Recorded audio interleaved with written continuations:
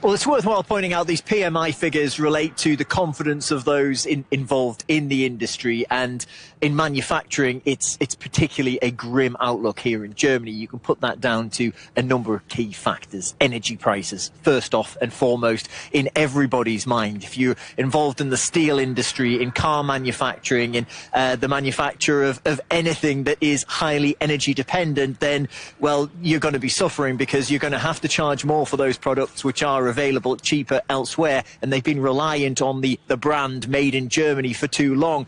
And as we've seen in the confidence from the PMI, well, confidence is low, orders are down. There's also something we've not talked about in Germany for a long time, and that's political instability. The Scholz government collapsed back in November, but really the three parties that made up the coalition hadn't been able to agree on anything since they came to power, and they haven't really agreed on anything important for over a year.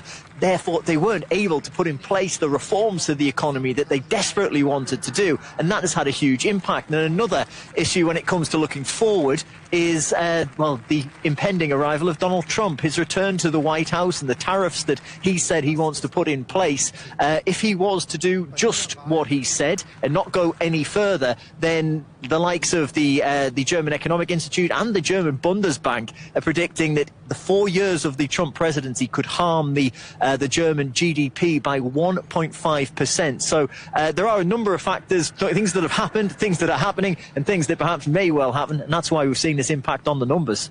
Well, Peter, what is interesting is, you know, despite the contraction of his PMI and also his service sector, the number of Germans in employment in 2024 was at the highest level since reunification. So what is going on?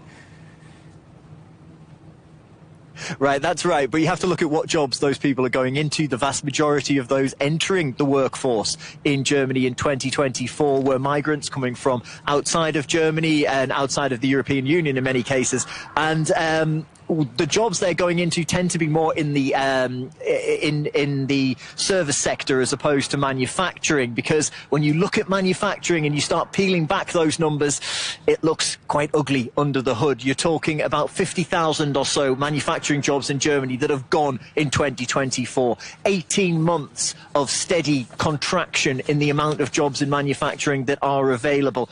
You're also looking at the number overall, the figure of German unemployment currently stands at 6.1% of the available workforce. Now, just cast your minds back to 2019, that was at 3.1%. So while the number of Germans who are in employment has increased, that's predominantly due to migration, because the actual unemployment rate in Germany is still far higher than anybody would want it.